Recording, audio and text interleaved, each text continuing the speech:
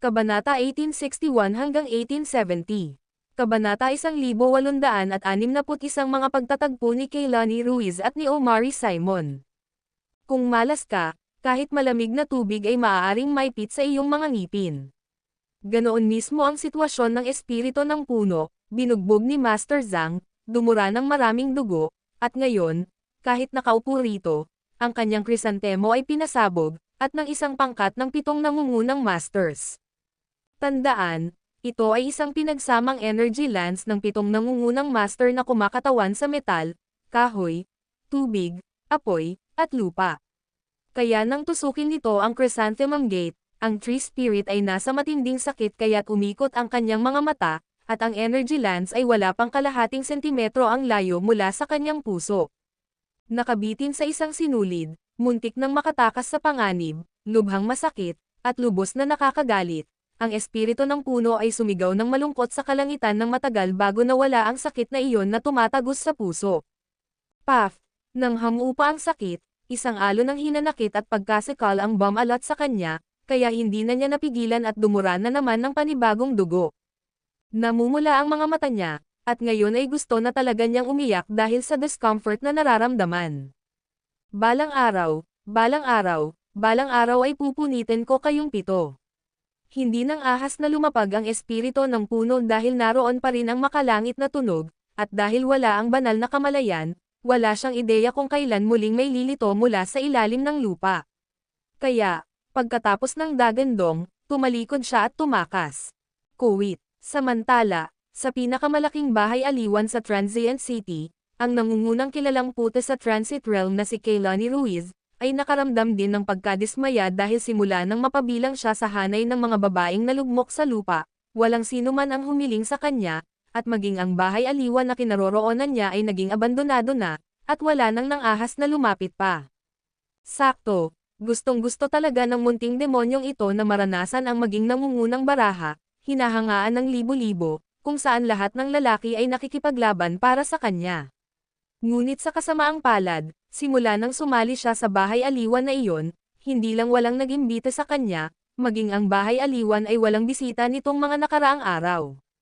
Sino ang maglalakas loob na sumama? Wala pa namang sapat na buhay, kaya pagkalipas ng 5 araw, ang Madam Turtle at iba pang mga babaeng nasawi sa bahay aliwan ay lumuhad ng siksikan sa kanyang paanan, nagmamakaawa sa kanya na umalis na. Ayos lang sana sa kanya na gustong mag-party at magsaya, pero sinira niya ang kanilang negosyo, kaya sama-sama silang nagmakaawa na umalis na siya agad. Bigyan mo pa ako ng 1 araw. Kung walang darating sa loob ng 1 araw, aalis na ako, ha? Nagngalit ang ngipin ng munting demonyo hanggang sa punto ng pagkalampag. Talaga bang namatay na ang lahat ng lalaki sa mundo? Wala man lang ng ahas na alagaan siya. Matapos niyang gawin ang desisyong ito, lahat ng tao sa bahay aliwan ay nakahinga ng maluwag, sa wakas ay aalis na rin siya sa 1 araw. Gayunpaman, sa sandaling ito, biglang umalangaw-ngaw ang isang boses mula sa pasukan ng bahay aliwan, haha, nabalitaan kong nandito na ang pinakasikat na puto sa mundo at pumunta rito para makita ang kanyang kagandahan. Nang marinig ang boses mula sa labas, napatalon sa tuwa ang munting demonyo, habang nagbago ang ekspresyon ng lahat. Sa mundong ito, mayroon talagang isang taong matapang na isugal ang kanilang buhay. Bilis, bilis, tumayo ka at magayos. May bisita tayo. Inayos ng munting demonyo ang kanyang damit at tumingin sa pasukan ng may mausisang mga mata. Tunay ngang lumitaw sa pintuan ang isang lalaki, mga 20 anyos, nakasuot ng kulay asul na roba at sapatos na tela, at mahaba ang buhok. Isa siyang binata na maputi ang balat. Nang makita ng munting demonyo ang maputlang binata na ito, napataas ang kilay niya dahil hindi niya makita ang antas ng cultivation ng binata. Samantala, ang maputi ang balat na binata ay nakatuon din ang kanyang tingin sa maliit na demonyong babae. Ngayon, hindi siya nakasuot ng mga damit na nagpapakita ng katawan, kundi isang kulay rosas na damit. Siyempre, hindi pa rin siya nagsusuot ng panloob sa ilalim, natural na maalay siyang tao. Ilang beses siyang tiningnan ng maputlang binata mula ulo hanggang paa bago ngumiti at sinabing, "Ikaw ba si Kehlani Ruiz?"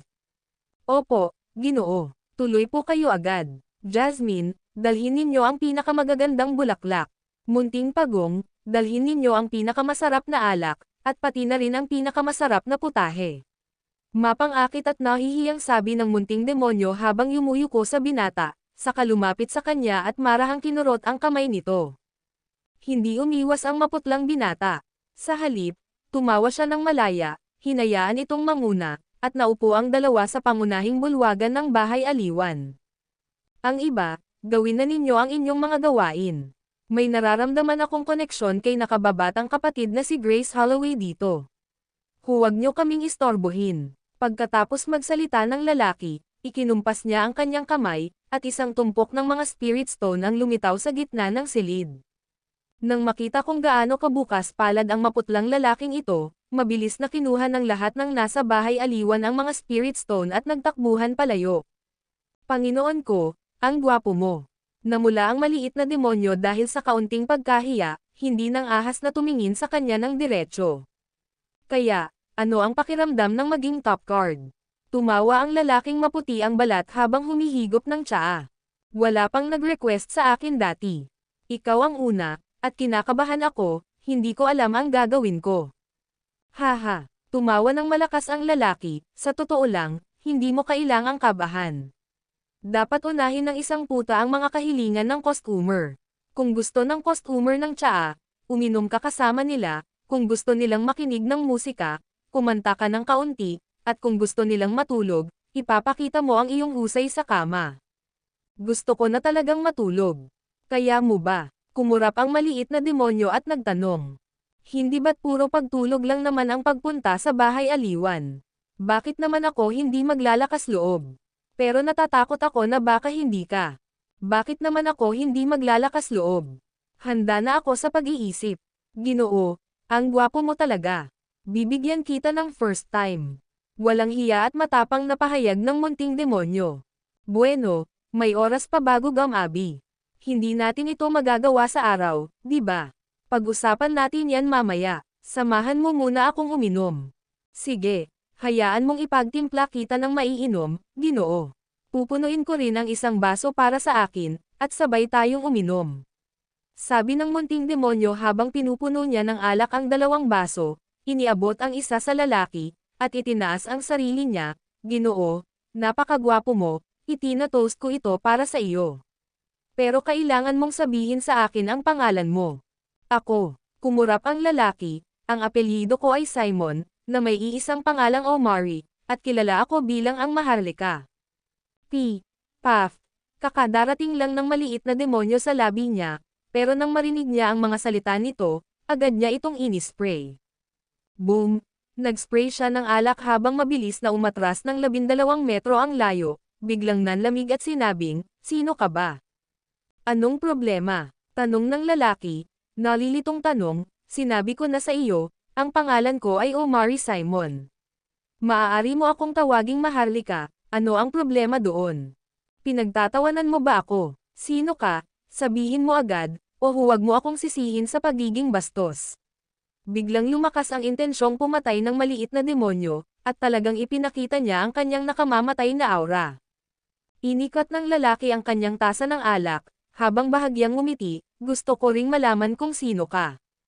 Hindi nagsasalita, ha? Kahit sino ka pa, kahit na isa kang bastardo sa mundo, kung hindi ka magsasalita, humanda kang mamatay. Walang awa ang munting demonyo, dahil hindi niya talaga kilala kung sino ito, ngunit pumunta ito rito para makipaglaro sa kanya. Kaya sa sandaling magkaroon ng hindi pagkakasundo, kumilos siya. Gayunpaman, iniunat niya ang isang daliri, na naglalaman ng walang katapusang kapangyarihan sa loob, hindi lamang mabilis kundi mahirap ding makuha. Gayunpaman, nanatiling nakaupo ang lalaki na parang hindi gumagalaw sa kinatatayuan, hindi gumagalaw o tumitibok, mahinahon lamang na umiiling at iniinom ang alak sa kanyang tasa. Puff! Huminto ang daliri ng maliit na demonyo 10 sentimetro sa harap ng dibdib ng lalaki at pagkatapos ay hindi gumalaw. Hindi nagpakawala ng anumang depensa ang lalaki, walang taglay na protection na aura, ngunit hindi kayang hawakan ng maliit na dyablo ang kanyang katawan. Namangha ang munting demonyo, halos lumuwa ang kanyang mga mata dahil napakalinaw na ang kalaban ay mas malakas kaysa sa kanya, at hindi man lang sila magkapantay. Dahan-daang ibinaba ng lalaki ang tasa ng alak, hindi pinansin ang atake ng maliit na demonyo, at bahagyang ngumiti, ano kaya kung maupo tayo at mag-usap? Ang video na ito ay edited by Urban Storytelling. Kabanata 1862 tense na sitwasyon. Paulit-ulit na nagbago ang ekspresyon ng batang demonyo, dahil hindi niya talaga inaasahan na magkakaroon ng ganito kalakas na amo sa mundong ito, at ang amo na ito ay talagang nagmula sa daigdig. Earth, yung paksayon na yon. Bigla niyang naalala ang paksayon na yon, saka tinaas ang kilay niya at biglang ngumiti ng maamo. Anong kailangan mo sa akin? Iwinagayway niya ang kanyang balakang at naglakad pabalik, tila hindi natatakot. Tumawa ang lalaki at sinabing, gusto ko lang malaman kung sino ka. Mahalaga ba kung sino ako? Lumapit ang maliit na demonyong babae at bamulong, ang pangalan ko ay Keilani Ruiz, mahal na Ginoo, gusto ko. Nang marinig ang mga salita ng demonyong babae, ang lalaki ay lubos na nalito, medyo nabalisa. Kahit na ang babaeng ito ay kaaya-aya, kaakit-akit, at napakaganda, gayunpaman, nagbigay siya ng pakiramdam na mas makabubuting lumayo sa kanya. Masyado siyang mapang-akit, masyadong mabangis, at napakahirap tanggapin. Ang pagkakaroon ng kakayahang maabot ang longevity realm ay nagpapakita na mayroon kang malaking kapalaran at oportunidad, ngunit bakit mo minamaliit ang iyong sarili ng ganito? Tutol ng lalaki. Hindi naman, ayos lang ako, masaya ako, pero ikaw, dahil nandito ka para maghanap ng kasiyahan, at binayaran mo na iyon, hindi ka makakaalis ngayon, kailangan mo akong samahan ng pagtulog. Kilala mo ba, si Yusuf Zop? Biglang sabi ng lalaki. Oh, natigilan sandali ang batang demonyo at tumango, paano kung kilala ko siya, paano kung hindi? Kung gayon, saan ka nanggaling? Tanong muli ng lalaki. Bakit mo ba pakialam kung saan ako nanggaling? Tugon ng batang demonyo nang may labis na hindi pakikiisa. Kung gayon, ano ang gusto mong gawin? Manghingi ng kliyente, mag-prostitute ka.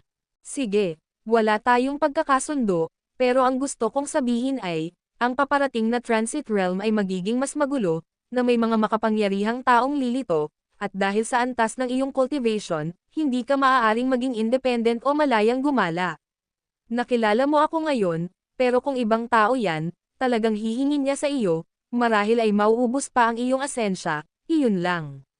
Pagkatapos magsalita, tumayo ang lalaki. Gusto mo lang sabihin sa akin na hindi ako ang pinakamalakas sa mundong ito. Kung gayon, maaari mo bang sabihin sa akin kung sino ka nga ba? Demi Garrett, Palm. Natapos magsalita ang lalaki at naglaho na lang ang katawan niya. Demi Garrett, hindi ko pa siya naririnig. Nagmura ang maliit na demonyong batang babae, tinatawag ang sarili niyang tatay. Tunay nga, ang maliit na demonyong batang babae na ito ay walang iba kundi ang demonyong undead, si Tyler Nash. Nakuha niya ang reinkarnasyon na bulaklak, na ang pinakamalaking epekto ay reinkarnasyon, na nagpapahintulot sa kanya na pumili ng kanyang kasarian. Noong araw na sinalanta siya ni Yusuf Zok, lalong humilig siya sa pagkababae, lalo niyang nararamdaman na mas mainam ang pagiging babae kaysa sa pagiging lalaki, ngunit sa kasamaang palad, ang supot na balat ay bigay ng kanyang mga magulang, hindi niya ito mababago, ngunit ngayon, nagbago na siya. Tunay na siyang naging isang babae, isang perpektong babae, mas maganda pa kaysa sa sino mang babae. Ang pinakamahalaga ay, noong panahon ng reinkarnasyon, mahiwaga siyang muling nagkamit ng kayamanan at nakamit ang longevity realm. Tapos nagkamali siyang pumasok sa isang teleportation formation, tapos nandito na pala siya. Sa katunayan, lahat ng dumarating sa transit realm ay hindi sinasadyang naliligaw, tila inayos ng tadhana, hindi maipaliwanag na nakatagpo ng isang teleportation formation, at pagkatapos ay dinadala sa transit realm. Masasabing ngayon, ang transit realm ay mayroong hindi mabilang na mga downlord, mula sa iba't ibang mundo, uri ng hayop, dakilang kapangyarihan, lahat ay nagtitipon, at marami pang patuloy na dumarating araw-araw. Ang demonyong undead ay tunay nang naging babae, kaya gusto niya talagang maranasan, ang pakiramdam ng pagiging isang babae minsan, ngunit sa kasamaang palad, masyado siyang mapang-akit, at masyadong makapangyarihan, kaya walang nang ahas na makipaglaro sa kanya. Siyempre, Gusto rin niyang tuluyang putulin ang ugnayan sa nakaraan, ayaw niyang malaman ng kahit sino na isa na siyang lalaking nagbagong anyo. Malakas siya, at sabi niya may mas makapangyarihang tao sa mundong ito. Huminga ng malalim ang demonyong undead, narinig niya ang babala mula sa kabilang panig. Kung may isang tunay na malakas na demonyo na lumapit para mangulit sa kanya, madali lang siyang maubos, at sa panahong iyon, wala nang usapan tungkol sa kasiyahan.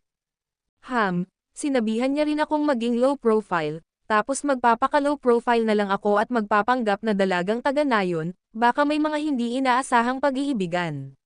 Sabi niya sa sarili, at saka rin siya naglaho na parang bula. Kuwait. Samantala, sa palasyo ng hari ng lungsod ng Dragon sa Sky River Domain. Biglang nagmulat ng mga mata si Yusuf Zok, dati na niyang na-absorb ang source of the universe mula sa transit realm na ito, at nakatanggap ng dalawang benepisyo mula sa pag-absorb nito. Ang isa ay ang pag-unlock ng 83 purple blood beads, na nagpapataas sa power of the other shore, ngunit walang bagong divine skills ang lumitaw. Sa totoo lang, ano nga ba ang mga divine skills? Ang mga ito ay mga pamamaraan lamang para sa paggamit ng kapangyarihan. Kapag sapat na ang kapangyarihan ng isang tao, o kapag ang kanyang sariling divine power ay maaaring maging walang katapusang maraming gamit, saka lilito ang hindi mabilang na divine skills. Kaya ngayon, ang kailangan niya ay hindi ang mga banal na kasanayan, o kapangyarihan, ni ang kapangyarihan ng kabilang baybayin, ang kailangan niya ay isang pagpapabuti sa kanyang nasasakupan. Kung hindi niya pagbubutihin ang kanyang kaharian, hindi niya magagamit ang mas maraming power of the other shore, at hindi niya makakamit ang walang katapusang versatility. Siyempre, ang pag-unlock ng isa pang purple blood bead ay kapaki-pakinabang pa rin para sa kanya, kahit papaano ay mas malawak ang kanyang mga iniisip. Bukod dito, sa pamamagitan ng pagsipsip sa pinagmumulan ng sansinukob, makukuha rin niya ang kapangyarihan ng sansinukob na ito, isang kapangyarihang masasabing puwersa ng langit at lupa, ang puwersa ng Dao, ang puwersa ng kalikasan. At dahil sa kapangyarihang ito, kahit mababa ang kanyang kaharian, kaya rin niyang labanan ang mga powerhouse ng longevity realm. Panginoon ko, nagising na po ba kayo? Sa trono, lahat ng mga ministro ay naruroon, ang isa ay upang protektahan si Yusuf Zok, at ang isa naman ay upang tahimik na pag-usapan at pag-isipan ang mga pambansang usapin. May mga bagong sitwasyon ba? Tumayo si Yusuf Zok at iniunat ang kanyang mga braso at binti. Walang mga bagong sitwasyon, ngunit maaari bang ihinto ang usapin ng paglipat ng kabisera? Tanong ni Parker Burger. Bakit ka huminto? Naguguluhang tanong ni Yusuf Zok. Nag-isip sandali si Parker Burger, umalis na ang una nating grupo ng mga nandayuhan, pero wala pang malalakas na pinunong nangunguna, at hindi rin nakapag-ayos ang Transient City, kaya ang tinatawag na paglipat ay para sakupin. Alam ni na Yusuf Zok at ng mga ministro na ang pagsakop sa Transient City ay kasing hirap ng pag-akyat sa langit, kasama ang mga ekspertong nagtitipon doon, at ang lungsod ay masyadong malaki para mabilis na makabuo ng isang pagkakaisa. At ang Transient City ay mayroong hindi mabilang na kataas-taasang mga Downlord, at mas marami pang longevity realm ang umuusbong nitong mga nakaraang araw, kaya kahit na pumunta tayo, hindi natin masakop ang Transient City, maaari pa itong maging dahilan upang magkaisa ang mga puwersa ng Transient City laban sa atin, kaya iminumungkahi kong huminto muna tayo. Maliban na lang kung taglay ng inyong kamahalan ang kapangyarihan ng langit, kayang labanan ang libu-libong sundalo, at kayang patayin ang longevity realm, kung hindi ay wala ng saysay na umalis pa tayo, at baka mawala pa ang ating likurang base, hindi na natin alam ang gagawin. Anong ibig mong sabihin? Iminumungkahi mo ba na patuloy na sakupin ang mga nakapalibot na lugar? Tumingin si Yusuf Zok kay Parker Burger. Hindi ko na sila kayang sakupin, nakalimutan kong banggitin, mapait na ngumiti si Parker Burger, isang longevity realm ang lumitaw sa Cloud Sea region sa kabila ng Sky River, kaya ngayon ay 3 rehiyon na lang ang kaya nating panatilihin at pamahalaan ang Sky River, Blue Mountain, at Black Wind. May lumitaw bang longevity realm sa Cloud Sea region sa kabilang panig? Nabigla rin si Yusuf Zok, kailangan nating dumaan sa Cloud Sea region para makarating sa Transient City, maaasahan ba ang impormasyong ito? Hindi pa kumpirmado, pero sabi ng chismis, mukhang atubiling mag-broadcast ang Cloud Sea region. Iulat, sa sandaling ito, Isang mensahero sa labas ang biglang nagulat, at lahat ay napalingon. May tatlong maliliit na bandila ang mensahero sa kanyang likod, at pagpasok sa bulwagan, agad siyang lumuhad at nagsabi, "Iulat mo sa aking hari, ang ating unang ipinadalang mga tropang naglilipat ng kabisera ay tinambangan ng mga hindi kilalang tauhan sa Cloud Valley, at ngayon ay hindi tayo makapag-ugnayan, dahil sa takot na tuluyang malipol." Ang video na ito ay edited by Urban Storytelling. Kabanata 1863 sumali simulan sa hukbo. Labis na tensyonado ang kapaligiran sa trono ng Dragon City. Walang imak na umupo si Yusuf Zok sa trono, at ang ibang mga ministro ay hindi nang ahas na magsalita, halos hindi makahinga. Si Wayland Gardner, kasama ang dalawang natatanging Dowlords, ay pumunta sa Cloud Valley upang mag-imbestiga. Ang mga sundalo sa Cloud Valley ay inatake ng isang hindi kilalang puwersa at ngayon ay wala na sa kanilang mga kamay. Ang Cloud Valley ay kabilang sa Cloud Sea region, na nagsasabing mayroon pang ang innate longevity stage.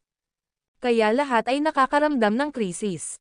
Masasabing kung wala ang innate longevity stage, ang longevity empire ay nasa panganib.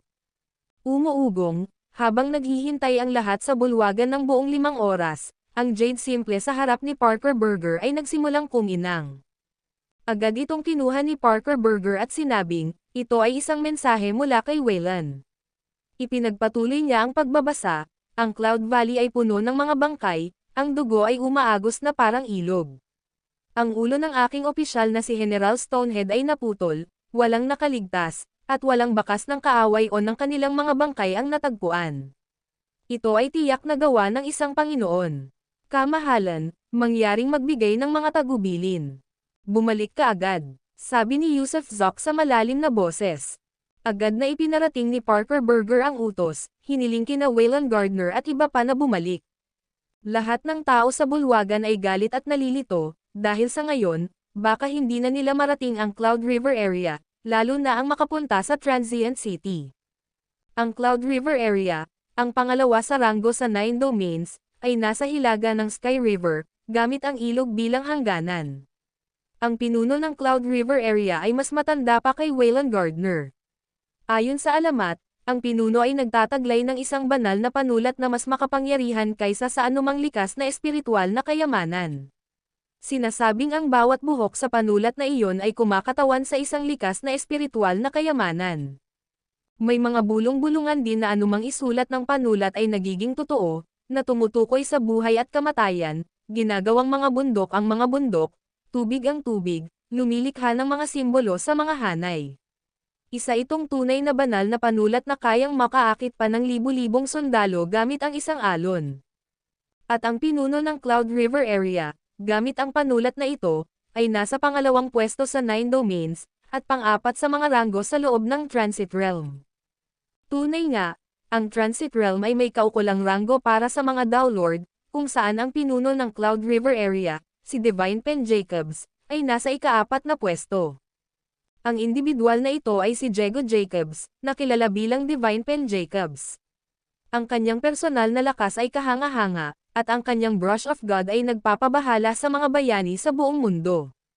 Gayunpaman, kahit na ganoon, nasa ika-4 na pwesto lamang siya. Kung tungkol naman kay Wayland Gardner, bagamat kilala, nasa ika-10 pwesto siya, medyo malayo ang agwat niya. Matagal nang nasa Transit Realm si Yusuf Zok at pinag-isa na niya ang 3 domain, kaya medyo naiintindihan niya ang iba pang 6 na domain at alam niya ang ranggo ng mga bayani sa buong mundo. Mas mataas ang ranggo kay Diego Jacobs kay Cheryl Mills, na siya ring pinakamakapangyarihan sa 7 domain. Si Cheryl ay naninirahan sa Snow Mountain Domain, malayo sa Central Plains, at bihirang umalis sa kanyang taguan dahil ang Snow Mountain Domain ay halos nakahiwalay sa ibang mga domain. Pangatlo si Cheryl Mills sa Transit Realm, at oo, isa siyang babae. Ang una at pangalawang ranggo ay nasa Transient City, kasama ang isa na kilala bilang Sixleaf Venerable. Ang taong ito ay walang katapatan, isang nag-iisang nilalang. May mga balita na ang individual na ito ay nagtataglay ng patuloy na nagbabagong divine skills, at kakaunti lamang ang nakakita sa kanilang tunay na anyo. Ang unang nireranggo ay tinatawag na ang magkakatay. Malinaw na ang magkakatay ay isang alias dahil walang nakakaalam ng kanilang tunay na pangalan. Ang taong ito ay isa ring nag-iisang nilalang ngunit kinatatakutan ng lahat ng pangkat. Siyempre, Mapa the Butcher, Six-Leaf Venerable, Cheryl Mills, o Diego Jacobs, ang kanilang mga ranggo ay mula pa noong ilang taon na ang nakalilipas. Ngayon, ang Transit Realm ay nasa kaguluhan, na may mas malalakas na individual na nagtitipon araw-araw, maging ang mga nasa innate longevity stage na lumalabas.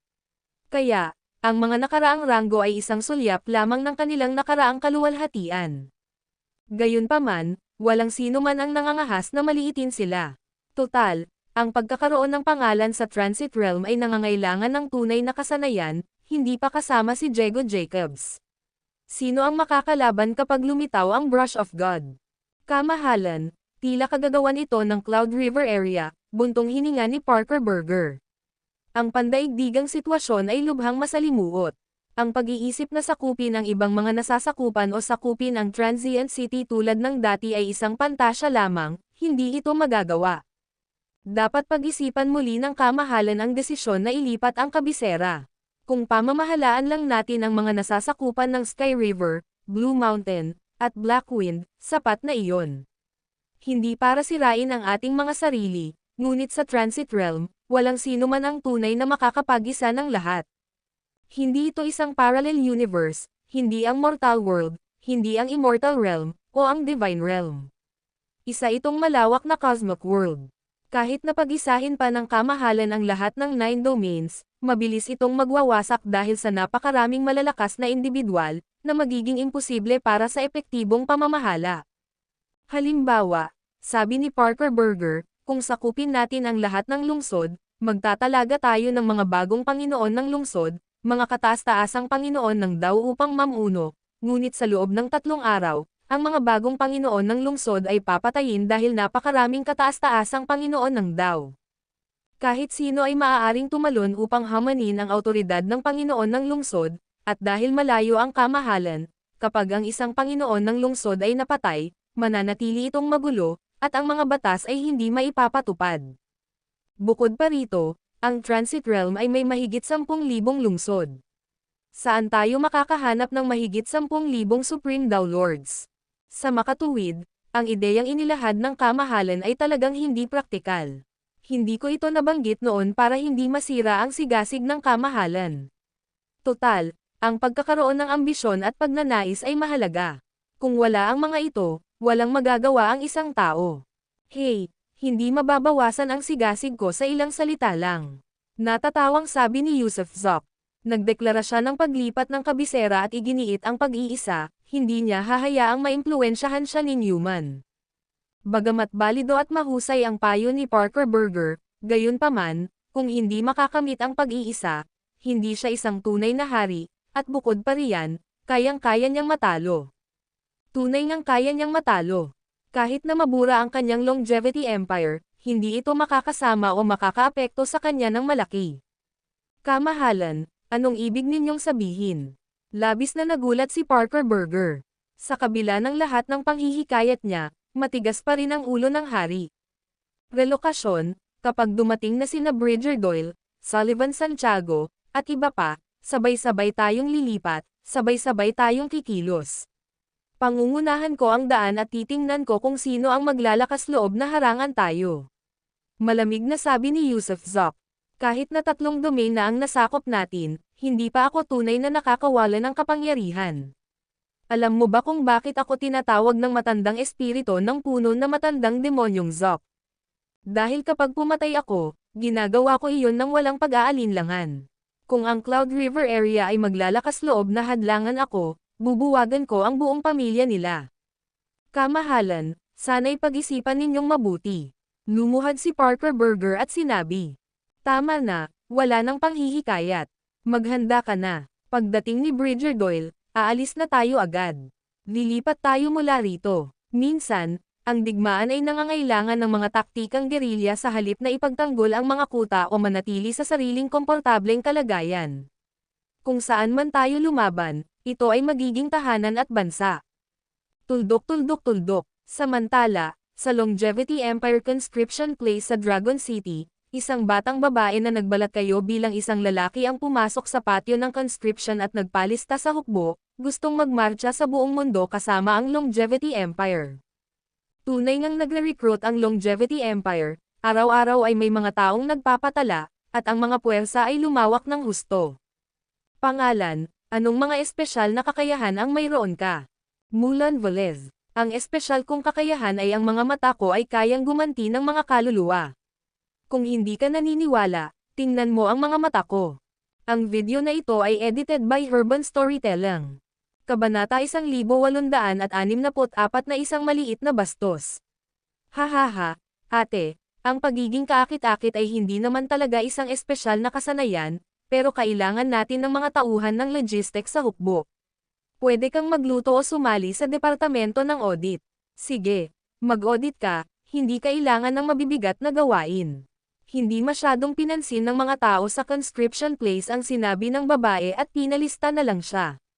Ipinadala nila siya sa departamento ng audit, na siyang opisina ng estadistika ng hukbo. Pero paano naman magiging interesado ang kakatwang ito sa estadistika? Sasali siya sa hukbo para makipagbarkada sa mga lalaki, mas masaya iyon. Kaya ngumiti siya ng bahagya, at habang kumukurap ang kanyang mapang-akit na mga mata, agad na natulala ang mga opisyal sa lugar ng sapilitang pagsundalo.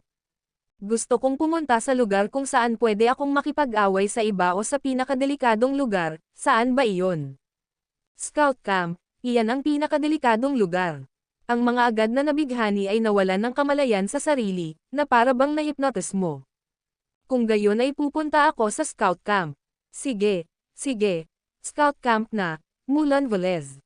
Automatikong isinulat ng mga opisyal ang pangalan ni Mulan sa roster. Pagkatapos, sumigaw ang isa sa kanila sa labas, may isang tao, samahan mo siya papunta sa Scout Camp. Dalawang sundalong mukhang mga katiwala ang pumasok mula sa labas. Hindi nila alam na nabighani ang mga opisyal, kaya sinabi nila sa kakatwang lalaki, sundan mo kami. Masayang sinundan ng kakatwang lalaki ang dalawa palabas ng conscription place. Pag-alis niya, biglang nagising ang mga opisyal ng conscription, at tila walang kamalay-malay sa nangyari, sumigaw sila sa labas, susunod. Pumasok ang kakatwang tao sa tinatawag na Scout Camp, na siyang pinakadelikadong kampo sa buong imperyo. Ang mga scout ang may pananagutan sa paghahatid ng impormasyon, pagmanman sa mga posisyon ng kalaban, at pagkilos ng nakapag-iisa palayo sa mga pangunahing puwersa. Kailangan nilang sumailalim sa pare-parehong pagsasanay at lubos na katapatan. Ang Scout Camp ay may kapitan na nagngangalang, Tiago Decker, kasama ang 5 deputy captain, na siyang 5 makamandag na nilalang ni Yusuf Zoc. Pagpasok ng kakatwang tao sa Scout Camp, natural lamang na hindi niya makaharap ang mga opisyal, kaya itinalaga siya sa pinakamababang pangkat. Ang pinuno ng pangkat ay tinatawag na 10 Household Marquis, ibig sabihin ay siya ang namamahala sa 10 iskot. Isang babae. Bakit sila nagpadala ng babae rito? At ano ang iyong antas ng paglilinang? Matagal na sinuri ng Marquis ng 10 sambahayan ang kakatwa ngunit hindi niya matukoy ang kanyang antas ng paglilinang. Sumimangot siya ng malalim at umungol, anong nangyayari sa conscription place? Bakit sila nagpadala ng kahit sinong tao sa atin? Minamaliit mo ba ako? Agad na protesta ng kakatwa, anong masama sa pagiging babae? Hindi ka ba ipinanganak sa sinapupunan ng babae? Hindi ka ba lumaki na umiinom ng gatas ng babae? Sabi niya, habang binubusog ang dibdib habang nagsasalita. Haha, pagkarinig sa sinabi ng kakatwang tao, humagalpak sa tawa ang lahat ng ibang mga scout. Nainis din ang Marquis ng 10 sambahayan, nasa unahan tayo para sa pagmamanman ng kalaban, na lubhang mapanganib. Babae ka. Una, nakakaabala, pangalawa, tila wala kang anumang antas ng paglilinang, kaya wala kang silbi sa amin dito. Sinong may sabing wala akong cultivation level? Bulyo ng kakatwang lalaki, paano mo nagagawang makita ang cultivation level ko, isang maliit na ibon? Bilasan mo at bigyan mo ako ng gawain. Gusto kong magmanman sa mga posisyon ng kalaban. Sinusuway mo ba ang utos? Muling sumigaw ang Marquis ng 10 sambahayan, na ipinagmamalaki ang ilan sa kanyang ranggo. Tara na, puntahan natin ang Century Master. Hindi ka namin kailangan sa grupo namin. Ano ba yan, bakit ba ang komplikado ng pagiging sundalo? Ano ba ang gusto mo? Naglilingkod ako sa hari mo, at dapat tuwang-tuwa ang hari mo tungkol dito, tapos ayaw mo pa nga sa akin. Bubugbugin kita. Gusto lang maging sundalo ng kakatwang yun, gusto lang ng mga thrills, inisip lang na magiging masaya ito. Kaya, nang mapagtanto niyang minamaliit siya ng marquee ng 10 sambahayan, paano siya hindi maiinis? Kaya umatake siya, at paano naiisip ng marquee ng 10 sambahayan na isa pala siyang halimaw? Kaya, ilang segundo ang lumipas, ang 10 sambahang marquee ay binubugbog habang nakasakay sa kakatwang hayop, at ang lahat ay naiwan na nakatitig. Sumusuko ka ba? Susuko na ako. Halos umiyak na ang marquee ng 10 sambahayan, inamin ang pagkatalo, dahil hindi niya kayang talunin ang batang babaeng ito na nagbibihis lalaki. Mabuti, kung gayon bigyan mo ako ng isang pares ng damit. Gusto kong maglingkod kay Zhang ang maliit na bastardo. Pinalaki ng kakatwang tao ang kanyang dibdib, labis na ipinagmamalaki dahil kitang-kita ang kanyang dibdib. Sige, wala na akong pakialam. Ibili mo siya ng damit, pero wala kaming hiwalay na tulugan para sa mga babae, kaya matulog ka na lang kasama naming siyam. Kung hindi mo matatanggap, pumunta ka sa conscription place para magpalit ng trabaho. Diyos ko, nang marinig niyang kaya niyang matulog kasama ang siyam na lalaki, kumislap ang mga mata ng kakatwang lalaki, ang galing nito. Muntik nang malaglag ang mga mata ng iba. At ganoon na lang, sumali ang kakatwang lalaki sa pangkat ng 10 bahay na marquee, kasama ang siyam na lalaki sa isang tolda. Sa araw, tinuruan siya ng ibang mga lalaki kung paano magmasid mula sa kanilang pagtatago, umiwas sa mga kalaban, magsuri ng lupain, at magulat ng mga misyon, habang sa gabi, magsisimula siyang makipag-ugnayan sa siyam na iba pang lalaki. Walang duda, ang baliw na babaeng ito ay talagang hindi tama, sumiksik kasama ang siyam na lalaki, kinakapa ang isa, tinutokso ang isa pa, o walang kahihiyang inaanyayahan pa ang isa na hawakan ang kanyang dibdib, na halos mabaliw sa siyam na paipong sundalo. Ang totoo, naghawakan nga ang siyam na paipong sundalo, at gusto nga nilang magpalitan sa kanya, pero hinayaan lang sila ng kakatwang tao na maghawakan at tumingin ng hindi talaga sumasali sa daan-daang round ng epikong labanan. Kaya, sa loob ng 3 araw, ang mga paipong sundalo ay nagkaroon ng maitim na bilog sa ilalim ng kanilang mga mata at basang pantalon dahil hindi nila ito matiis, isa itong labis na pagpapahirap. Sa ika-4 na araw, dumating ang mga utos para sa lahat ng nasa militar, lahat ng ministro at pamilya, na kumilos, magmarcha patungo sa Transient City, at bilang mga scout, natural lamang na kailangang maghanda ang kanilang squad ng mga gawain ng maaga. Dahil wala na ang kalokohan, pagkatapos ng ilang araw na pagsasama, naunawaan ng siyam na hanggal na sundalo ang ugali ng kakatwang babae at inalagaan nila ito ng husto. Ang ating pangkat ang responsable sa timog silangang direksyon ng Cloud Valley. Gaya ng alam mo, 80,000 tao ang namatay doon dati, kaya ang ating gawain ay lubhang mapanganib. Ngunit para sa imperyo, para sa hari, dapat nating tiyakin na ang mga pangunahing puwersa ay maayos na makakadaan sa Cloud Valley. Kaming 10 ay papasok mula sa panig na ito at titingnan ang anumang kaina-hinalang lugar, makikipag-ugnayan at mag-uulat anumang oras. Ang pinuno ng pangkat, na may hawak na mapa, ay nagtalaga ng mga gawain at pagkatapos ay tumingin muli sa kakaibang babae bago sinabing, "Lener, manatili ka sa likuran ko sa pagkakataong ito. Talagang mapanganib, at may mga mamamatay. Sige, kung makahanap tayo ng pribadong lugar, hahayaan kitang tumugtog ng isang beses." Muntik nang dumura ng dugo ang pinuno ng squad, at namutla ang lahat. Napakalakas magsalita ng kakatwang babaeng ito, pero kahit gusto mo talagang sumuntok, hindi ka niya hahayaang sumuntok. Nang aasar lang siya, iniiwan kang nag-aalab sa pagnanasa. Isa lang siyang maliit na demonyo. Haha, kung pwede lang kitang halikan ng isang beses bago ako mamatay, masisiyahan na ako, hindi na kailangan ng santukan, hahaha. Tumawa ng malakas ang pinuno ng squad, hindi na sineryoso ang mga sinabi ng estranghero. Oo naman, hahayaan talaga kitang halikan, kahit habarin ko ang damit ko at hahayaan kitang halikan hanggat gusto mo. Masama na humajijek ang babaeng iyon. Tara na, umalis na kayo. Ang 10 kataong pangkat ay nakasuot ng baluti, nakasuot ng mga palaso, pumitas ng mga watawat na nagbibigay ng senyales, lahat ng uri ng kagamitan, at sumulong sa gabi patungo sa timog silangan ng Cloud Valley. Ang video na ito ay edited by Urban Storytelling. Kabanata 1865 ang mahiwagang palumpong. Ang Cloud Valley ay isang mapanganib na Grand Canyon, na pumapailan lang sa mga ulap, na may napakalakas na hatik ng grabidad mula sa mga bundok. Marami sa mga lumilipad dito ay nahihila ng puwersang ito, nawawalan ng balanse at nadadala ng grabidad, at sa huli ay nahuhulog at namatay sa gitna ng magulong mga bato ng lambak. Kaya naman, sa ilalim ng normal na mga pangyayari, bukod sa mga nasa Dao Sovereign Realm, ang mga tao sa ibang mga realm ay hindi nangangahas na lumipad sa Cloud Valley. Maaari lamang silang maglakad sa mahabang koridor ng Cloud Valley. Ang lambak ay masukal din sa kakahuyan na may matataas na bundok, at ang kanyan ay mahaba, kadalasang puno ng mga halimaw o tulisan. Nalipol ang mga sundalo ni Yusuf Zok dito sa Cloud Valley.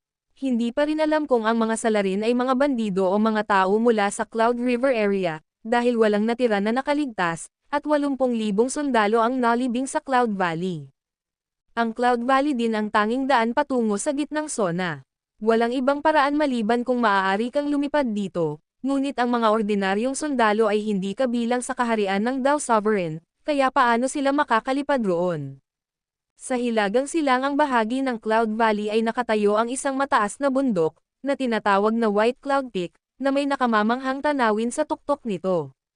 Sa mismong sandaling ito, sa tuktok ng White Cloud Peak ay may dalawang individual, ang isa ay nagsusulat gamit ang isang malawak na brush, isang lalaking nasa edad 40 na may maitim na balbas, nakatali ang buhok, at nakasuot ng damit na dawis. Ang taong ito ay walang iba kundi ang pinuno ng Cloud River area, pang-apat sa Transit Realm, si Jego Jacobs, at ang brush na hawak niya ay ang kanyang kilalang Magic Treasure, ang Supreme Treasure. May isa pang taong nakatayo sa tabi niya, may hawak na puting pamaypay na papel, malinis ang ahit na may marangal na anyo, at nakasuot ng puting bordadong damit. Sikat din ang taong ito. Kahit papaano sa Transit Realm, ang pagbanggit sa pangalan niya ay nagpapakita ng pagtataas ng hinlalaki bilang pagsang-ayon. Ang kanyang apelyido ay Gongsun, na nagngangalang Wilson Cox, na may palayaw na ang may kulturang naninirahan. Siya ay isang taong may mataas na talento, na may pambihirang talento sa panitikan, na kayang lumikha ng mga tula at mga pinta ng walang kahirap-hirap. Marami sa kanyang mga tula at komposisyon ay naging tanyag sa paglipas ng mga panahon. Siyempre, pinagkalooban din siya ng mga banal na kasanayan at nasisiyahan siyang makipagkaibigan sa buong mundo. Si Waylon Gardner, mula noon, ay isa sa kanyang mga kaibigan, kasama ang mga pinuno mula sa iba't ibang larangan at mga kilalang tao mula sa Transient City, na pawang may malalim na koneksyon sa kanya. Isinulat ni Jego Jacobs ang salitang Lao, na maganda ang pagkakaukit, at kahit na matapos niya, ang karakter ay nagniningning ng husto, na may malakas na pagbabago-bago ng enerhiya, na para bang ang karakter na ito ay likas na nagtataglay ng mana mismo. Rui, ano sa tingin mo? Pagkatapos niyang tapusin ang karakter, casual na inihagis ni Jego ang malaking brush sa harap niya, at lumutang ito ng mag-isa sa ere, nakatayong tuwid, parang isang maliit na tao.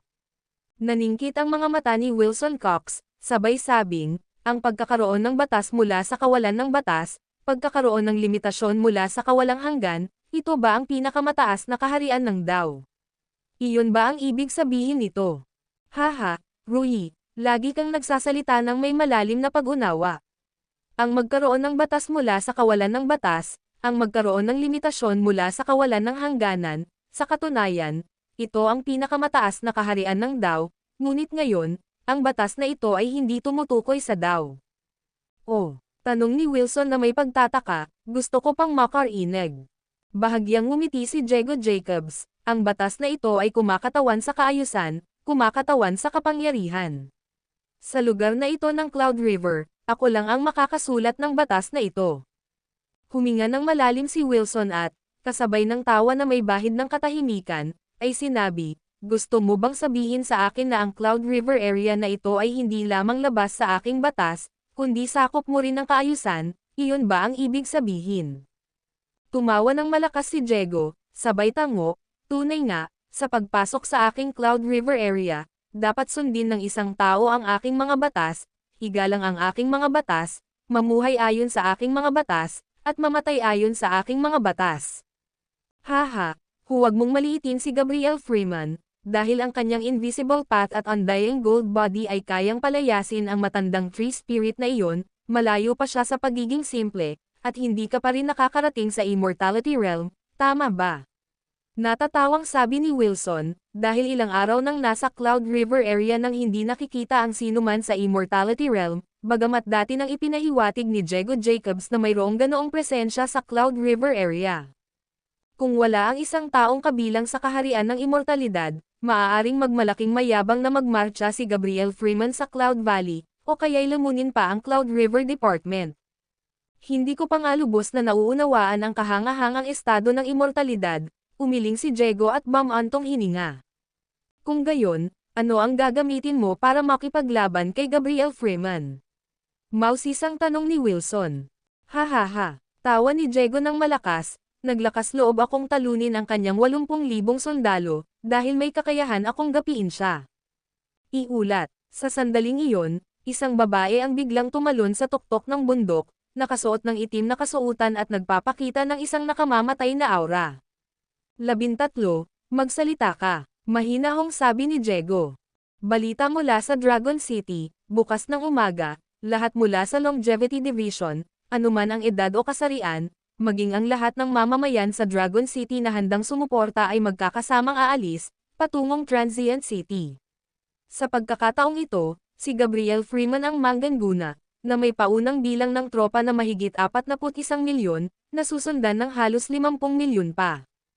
Ang dami namang tao. Huminga ng malalim si Wilson Cox. Ha, walang kwenta ang mga numero.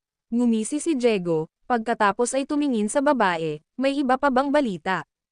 Nag-isip sandali ang babae, si Bridger Doyle mula sa Blackwind Region ay nangunguna sa 12 piling Dao Sovereigns, at si Sullivan Santiago mula sa Green Mountain Domain ay nagdadala ng 3 piling Dao Sovereigns, kasama ang 2 milyong sundalo mula sa Green Mountain Department.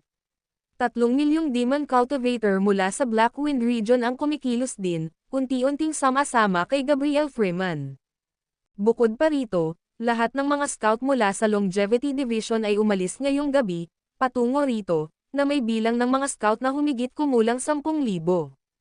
Ikinumpas ni Diego ang kanyang kamay, hindi na kailangang iulat ang mga maliliit na bagay na ito. Mayroon ba silang sinuman mula sa Immortality Realm sa Longevity Division? Sumagot ang babae, hindi, makukumpirma namin iyan, pero tila mas lumakas si Gabriel Freeman, at hindi mo ari. Sige, umalis ka na, harapin mo na ang kanilang mga scout. Opo, yumuko ang babaeng nagngangalang 13 at lumayo, naglaho sa kadiliman. Diego, hindi mo pa rin nasasabi kung paano mo naitaboy pabalik si Gabriel Freeman, dahil hindi ito nakayanan ng matandang espiritu ng puno. Haha, Rui. Hindi mo alam. Kahit na napigilan ni Gabriel Freeman ang Tree Spirit, sinasabing malubha ang kanyang pinsala, halos bumagsak siya. 2 galaw lang ang kaya niyang isagawa, hindi niya kayang gumamit ng pangatlo, posibleng humiram ng ibang kapangyarihan. Maaari sanang ipinagpatuloy ng Tree Spirit ang laban, kaya natakot siyang umalis sa halip na talagang matalo. Kilala mo siyang mabuti? Tanong ni Wilson nang may kuryosidad. Paano siya mangangahas na harangin ng walang kaalaman? Sa kanyang Longevity King Palace, mayroon akong kahit 10 especially iya. Halos alam ko na kung ano ang kinakain o sinasabi niya araw-araw.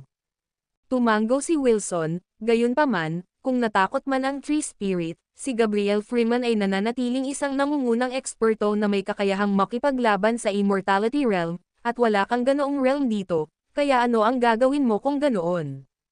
Natural. Aasa ako dyan. Itinuro ni Diego ang mga palumpong na lumulutang sa hangin. Ito, naguguluhan si Wilson. Haha, Mr. Brush, kilalanin mo ang matandang kaibigan ko. Tumawa ng malakas si Diego. At pagkasabi niya, ang palumpong na lumulutang ng tuwid ay biglang nagliwanag, naganyong isang matandang lalaking may puting balbas sa harap ng kanilang mga mata. Labis na nagulat si Wilson, nabuhay ang brush na ito. Ang video na ito ay edited by Urban Storytelling. Kabanata 1866 na dumating ang demonyong undead. Ang mahiwagang brush ni Diego Jacobs ay naging isang matandang lalaking may puting balbas, at sa sandaling ito, hindi lamang nagulat si Wilson Cox dahil nanginginig ang kanyang mga braso. Ang matandang lalaking may puting balbas ay tumuntong na sa kaharian ng mahabang buhay. Tama, ang brush ay hindi lamang nagkaroon ng sentience, kundi nakamit din ang kaharian ng mahabang buhay. Pakiramdam ni Wilson Cox ay labis itong hindi kapanipaniwala. Ang brush mismo ay nagtataglay ng kataas-taasang mana at kataas-taasang divine skills, at ngayong naging sentient na ito, malamang ay mas malakas pa ito, tama ba? Yumuko ng malalim si Wilson Cox sa matandang lalaking may puting balbas, bilang pagpapakita ng paggalang sa malalakas. Ginawa ba ng senior ang celestial music noong mga nakaraang araw? Nagtatakang tanong ni Wilson Cox. Oo, ako nga iyon. Bahagyang ngumiti ang matandang lalaking may puting balbas at sinabing, pero lahat ng iyon ay salamat kay Diego Jacobs na nagturo at nag-alaga sa akin sa mga nakalipas na taon. Pareho tayo ng diwa at birtod. Phew, huminga ng malalim si Wilson Cox, saka humarap at ikinuyom ang kanyang mga kamao kay Diego Jacobs, binabati kita, kapatid na daw Jacobs. Ngayon ay makakapagpahinga na ako ng maluwag. Naniniwala akong gamit ang mga banal na kasanayan at kahangahangang mga pamamaraan ni Senior Brush, ang pagbagsak ng Longevity Empire ay sandali na lamang. Ha. Sabay na tumawa ng malakas sina Diego Jacobs at ang matandang lalaking may puting balbas. Ito ang trump card ni Diego Jacobs, isang mahusay na trump card na hindi maiisip ni Newman. Tunay ngang hindi pa natutuntong si Diego Jacobs sa kaharian ng mahabang buhay. Ngunit ang kanyang mahiwagang kayamanan ay natantong na, at ang mahiwagang kayamanan ay kanya, na konektado sa kanyang kaluluwa, kaya ang pagbabagong ito ay nangangahulugan din ng kanyang pagbabago. Marahil sa kalaunan, siya rin ay tatantong sa kaharian ng mahabang buhay. Sa panahong iyon, siya, kasama ang kanyang mga kamay, ay sino ang makakalaban nila? Senior Brush, paano natin makakamit ang mahabang buhay? Sinamantala ni Wilson Cox ang pagkakataong humingi ng gabay mula sa isang nilalang na nasa larangan ng mahabang buhay. Malaki ang maitutulong ng mga aral mula sa isang dakilang nilalang. Umiling ang matandang lalaking may puting balbas, hindi naman sa ayaw kong sabihin sa iyo, pero hindi ko talaga maintindihan. Nang araw na iyon, nagsasanay lang ako kasama si Jacobs, at biglang nagkaroon ng banal na intuition. Nakaramdam ako ng mas dakilang espiritual na kalooban at natural na paraan na bumubuhos sa akin, at pagkatapos ay lumitaw ang makalangit na musika, na nakamit ang mahabang buhay. Tumanggaw si Wilson Cox. At saka, sigurado ako na noong lumitaw ang musikang celestial, hindi lang ako ang naroon. May isa pang puwersa sa hilagang kanlurang rehiyon, marahil ay isa pang nilalang na may mahabang buhay. Kahit ngayon, napakaraming araw na ang lumipas, hindi pa rin tumitigil ang makalangit na musika, na nagpapahiwatig na maraming nilalang na may mahabang buhay ang lumitaw nitong mga araw na ito. Kung tungkol sa eksaktong dahilan, wala akong ideya, baka sinasadya ito ni Heavenly daw. Sinasadya, biglang bumilis ang tibok ng puso ni Wilson Cox. Ang matandang espiritu ng puno ay umabot na sa mahabang buhay, at ngayon ay mayroon ng mga palumpong. Pareho silang hindi tao, mga espiritu lamang. Bukod pa rito, alam niya na bago pa man umabot sa mahabang buhay ang matandang espiritu ng puno, narating pa lamang nito ang maunlad na kaharian ng Downlord, at tila kakabuo lang ng karunungang espiritual ang palumpong na may katamtamang antas ng cultivation. Kaya, ang pagkamit ng mahabang buhay marahil ay hindi nakasalalay sa antas ng paglilinang, kundi sa tadhana. Kung may mas maraming nilalang na may mahabang buhay na lilito, at sila ay hindi tao, nararapat itong imbestigahan. Magdala ka ng alak, si Dow, kapatid na Cox, ay mananatili para panoorin ang pagsikat at paglubog ng araw, ang pagtaas at pagbaba ng tubig, at ang mundo kasama ko. Walang tao sa tuktok ng bundok, ngunit kasunod ng utos ni Diego Jacobs, bahagyang ngumiti ang espiritu ng palumpong at inalag ang katawan nito upang magbagong anyo muli bilang palumpong, pagkatapos ay mabilis na itinuro ang nakapalibot na kawalan. Paputok, putok, putok, putok.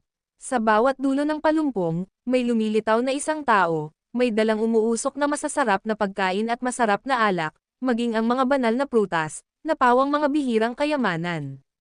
Natigilan si Wilson Cox, habang pinagmamasdan ang sarili, dahil hindi niya masabi kung ang mga lumilitaw na tao at masasarap na pagkain na ito ay totoo o peke. Tunay nga, sa kanyang kaharian ng dakilang Panginoong daw, hindi pa rin niya matukoy kung tunay ang mga putahe. Dahil tila sila ay masyadong makatotohanan. Ito ba? Ito ay totoo o peke? Naguguluhang bulong ni Wilson Cox. Mali o totoo, tunay o peke, sa huli ay ikaw mismo ang magpapasya. Daw, kapatid na Cox, tikman mo. Iniabot ni Diego Jacob sa kanya ang isang tasa ng alak. Kinuha ito ni Wilson Cox, at ininom sa isang lagok, dala ang maanghang nitong lalamunan at masaganang aroma, tunay nga itong alak. Totoo yan, sagot ni Wilson Cox. Haha, tumawa si Diego Jacobs, tama man o mali, ang mahalaga ay ang lahat ng kinakain at nasipsip bilang enerhiya. Tunay nga, iyan ang totoo. Tumanggo si Wilson Cox, totoo man o mali, basta't ito ay natupok at nababago sa enerhiya ay hindi mahalaga. Ang espiritu ng palumpong ay hindi na nagbago at naging matandang lalaking may puting balbas, kundi nakatayo ng tuwid sa kalangitan sa gabi na parang nagmumuni-muni, hindi gumagalaw. Sa mundong ito na puno ng mga kababalaghan, na may mga pambihirang penomena, ang brush na nagbabago at kumukuha ng mga bagay mula sa manipis na hangin ay tunay na kahanga-hanga, na ginagamit ang paglikha ng langit at lupa, ang asensya ng araw at buwan. Tuldok-tuldok-tuldok, samantala, sa kaibuturan ng Cloud Valley Grand Canyon, sa ilalim ng isang plataporma, nakatayo ang 79 na katao na nakasuot ng itim at nakasuot ng matitibay na kasuotan, karamihan ay mga lalaki na may kasamang ilang babae, bawat isa ay may mga tato ng karakter sa kanilang mga mukha at pawang mga eksperto, ang ilan ay may malakas na antas ng cultivation sa Grand Downward Realm, kahit ang mga mahihina ay kataas-taasang Taishi. Sa plataporma ay nakatayo ang isang lalaki, na may karakter na kahawig ng isa, na may tato na parang linya sa kanyang mukha. Tunay nga, ang mga karakter na may tato na ito ang kanilang mga codename. Ito ang mga mamamatay tao na gumagamit ng especially iya sa Cloud River area, na responsable sa pangangalap ng impormasyon, pagpatay, at pagmamanman, na siyang mga madilim na puwersa ng Cloud River area. Lahat ay pare-parehong pinangalanan gamit ang Cloud, at ang nasa entablado ay ang pinuno ng madilim na puwersa, si Wes Torres, habang ang iba ay mula 1 hanggang 100, eksaktong 100. Ito ang pinakamalakas na armadong kapangyarihan ng Cloud River area, kung saan ang daan na ito ay kayang wasakin ang isang paksayon, isang lungsod, sinasabing sila ang lakas ng 10,000 sundalo. Ang mga kalaban na scout ay halos 10,000, mayroon pa tayong ilang laro, at sa pamamagitan ng pag-timing, sa loob ng 4 na oras, lahat ng scout ay magkakalat sa paligid ng Cloud Valley. Dahil may celestial music sa kaharian, hindi maaaring gamitin ang banal na kamalayan, na nagbibigay sa atin ng kalamangan. Ang iyong gawain ay bulagin at patahimikin ang mga mata at lalamunan ng kanilang longevity department, gawin silang mga bulag na hanggal, upang hindi nila matuklasan ang pag-deploy ng ating Cloud River. Kaya bukas ng gabi, pagdating ng hukbo ng longevity department, sasalakayin at lilipulin sila ng ating Cloud River Department ng sabay-sabay. Ngayon, para ipamahagi ang mga gawain, bawat pangkat ay may 10 tao na responsable sa isang direksyon. Tandaan ang isang tuntunin, na, patayin lahat, huwag mag-iwan ng mga nakaligtas, at huwag silang bigyan ng pagkakataong magbabala. Haha, laro ba yan ng pusa at daga? Kung walang banal na kamalayan, ang lahat ay maaari lamang umasa sa pandinig at paningin. Talagang may kasiyahan tayo sa hinaharap. Mahigit 10,000 tao, isang patayan, pera na. Kumilos, kumilos, kumilos, papunta sa mga bundok upang manghuli ng mga daga. Ang madilim na puwersa ng Cloud River ay nahati sa 10 koponan, patungo sa iba't ibang direksyon. Samantala, sa loob ng mahigit 10,000 scout ng Longevity Department, isang pangkat na binubuo ng 10 tao ang pinakamabilis kumilos, mas mabilis kaysa sa iba. Habang ang iba ay inabot ng 2 o 3 oras bago dumating, ang pangkat na ito ay nauna ng 2 hanggang 3 oras. Bakit pupunta sa Timog Silangan? Tatanggihan ko, didiretso ako sa Cloud Valley, sumunod kayo sa akin, poprotektahan ko ang buhay ninyo. Habang ang 9 na hanggal na sundalo ay sapilitang inaakay papasok sa Cloud Valley Canyon ng isang maliit na demonyo. Maglaro, Maglaro ng kapana-panabik, pumunta ng mapanganib, at walang dadang ang Cloud Valley Canyon ang pinakamapanganib na lugar. Kaya, dumating ang demonyong babae. Ang video na ito ay edited by Urban Storytelling. Kabanata 1867 isang scout ang nag-ayos ng lahat. Sa pasukan ng Cloud Valley Grand Canyon, mayroong isang malaking kagubatan ng kawayan. Sa pamamagitan lamang nito tunay na makakapasok ang isang tao sa Cloud Valley. Nang marating ng 10 miyembrong scout team ang daanan sa kagubatan ng kawayan, casual na pumutol ng kawayan at bumunot ng berdeng baging ang maliit na demonyong babae. Oy, tita, pwede bang tumahimik ka muna? Anong ginagawa mo? Pinagpawisan ng pinuno ng grupo, na laging katabi ng demonyong babae, nang makita itong nagsisibak ng kawayan habang naglalakad. Sa ganitong oras ng gabi, anumang ingay na gagawin nila ay maririnig ng sinumang nasa loob, na halos maglalantad sa kanilang posisyon. Pinuno, masyadong malakas ang ingay kanina, baka natuklasan na tayo. Mabilis na nagtipon ang iba, tensyonado ang mga mukha. Ang maliit na demonyong babaeng ito ay walang karanasan, na lumilikha ng ingay na tulad nito, sinusubukan ba niya silang patayin? Humanda kang umalis dito at lumapit mula sa ibang direksyon. Medyo nenas ang pinuno ngunit hindi naglakas loob na magsalita ng marami sa demonyong babae, dahil magkakasama silang lahat sa sitwasyong ito. Anong ginagawa mo? Pumayag kaming dumaan dito. Wika ng demonyong babae habang abala ang mga kamay sa paggawa ng pana gamit ang kawayan at tali mula sa baging. Gumagawa ka ba talaga ng pana at palaso?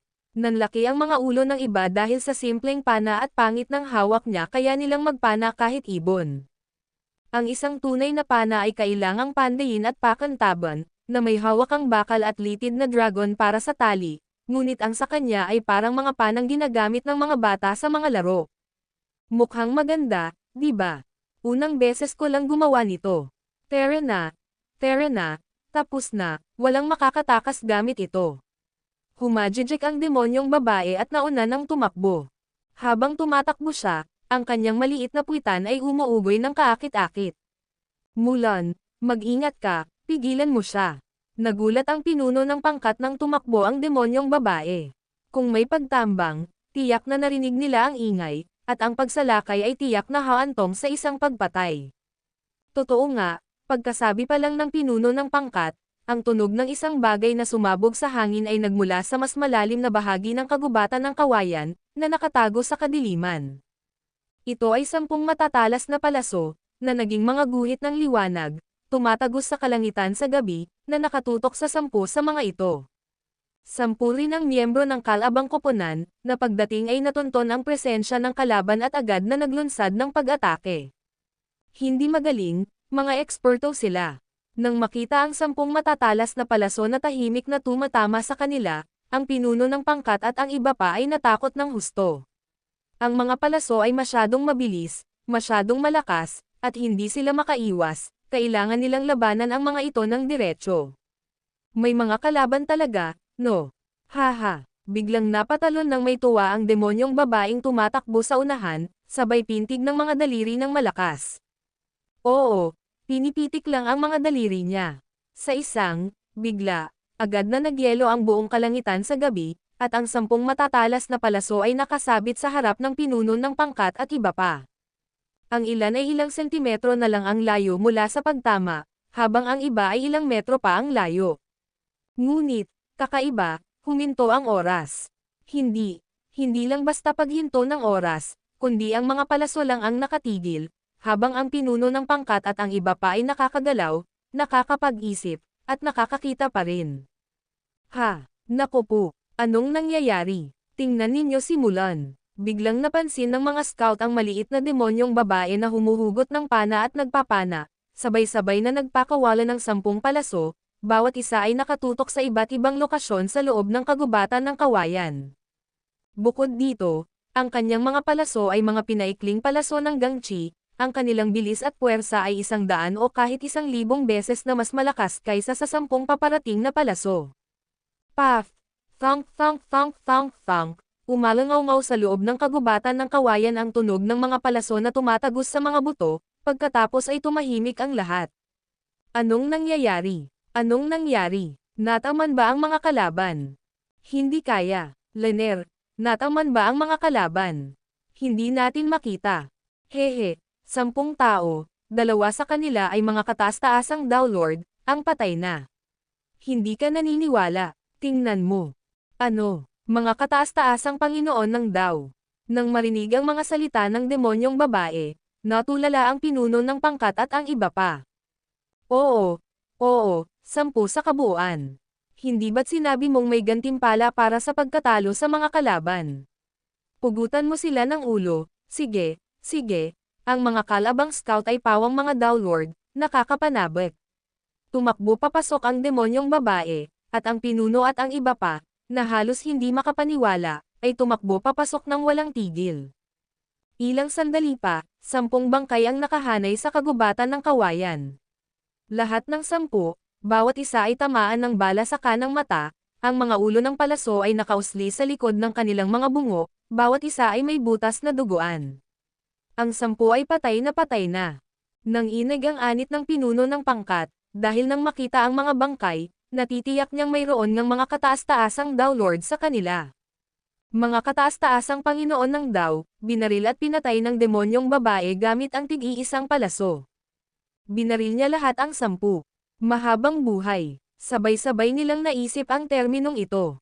Tanging isang makapangyarihang nilalang sa Longevity Realm ang magkakaroon ng ganito kalaking lakas at lakas. Nako Senior, hindi natin nakilala ang tunay na eksperto. Pinangunahan ng pinuno ng pangkat ang iba pa na lumuhad sa harap ng maliit na demonyong babae, paulit-ulit na pinapalo ang kanilang mga ulo. Bumangon ka, mga tauhan ko na kayong lahat ngayon, kaya itago mo ang sikreto ko, okay?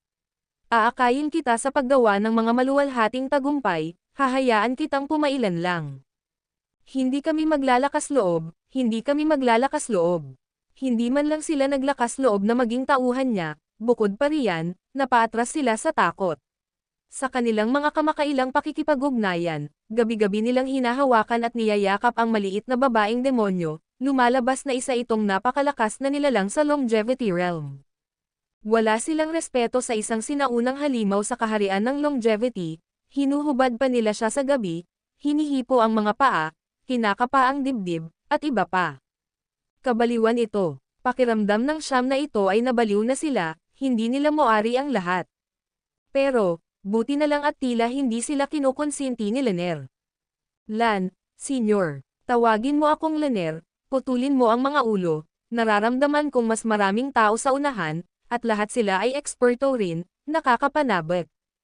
Oo, linisin mo ang kalat, dali, makinig ka kay Lan, Lanner. Sabay na natuwa at tuwang-tuwa ang pinuno ng pangkat, nang sumama sa kanilang maliit na scout team ang isang halimaw sa Longevity Realm, wala silang kinatatakutan. Di nagtagal, naayos na ang mga kahihinatnan, 10 ulo ang pinugutan, kinuha ang lahat ng singsing ng kalaban, mga mahiwagang kayamanan, mga badge sa baywang, at iba pa. Magpatuloy ka lang, manatili sa likuran ko, huwag kang lalayo ng higit sa 100 metro. Ang sumpaman na tunog na walang hanggan na ito, kung hindi dahil dito, dadalhin kita kahit saan para pumatay, pero dahil dito, hindi ko magagamit ang aking banal na kamalayan. Ang babaeng demonyo ay isang sinaunang halimaw, at pinakawalan kasama ng mga langgam, para siyang tigre sa gitna ng mga tupa. Tunay nga, pagkaraan ng ilang sandali, natuklasan nila ang isa pang maliit na pangkat. Sa pagkakataong ito, ang babaeng demonyo ang unang nakakita sa kanila. Bumaba ka, huwag kang gagalaw, nandito na naman ang mga samsam mo. Wika ng demonyong babae habang ikinakawit niya ang kanyang pana. Pew, ang bilis ng kanyang pagpapana ay napakabilis. Maaaring mayroon siyang maliliit na kamay na maselang, ngunit sa pagkilos, gumagana ang mga ito na parang isang makina. Sa isang kisap mata lamang, 10 palaso ang pinaputok, at ang bawat direksyon ay umaalingaw sa tunog ng mga palasong bumabaon sa mga buto. Tapos na, isang perpektong patayan, nakakabusog, ang sarap sa pakiramdam ng pambubuli.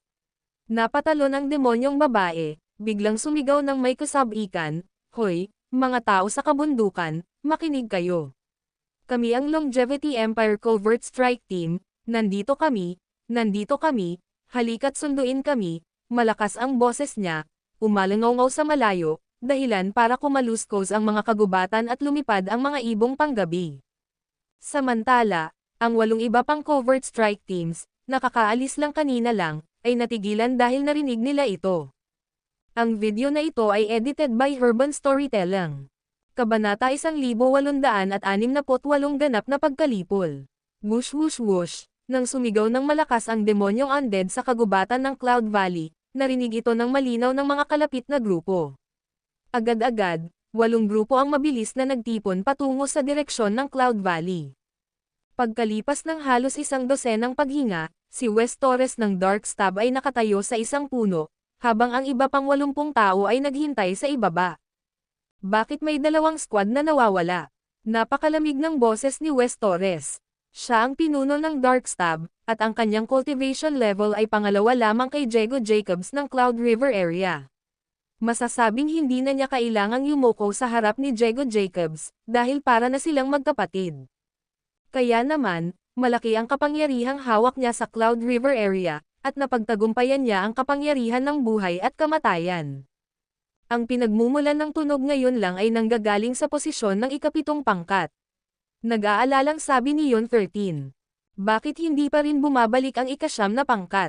Maltay de Torres, Yon 29, kayong dalawa ay pumunta at tingnan ang sitwasyon.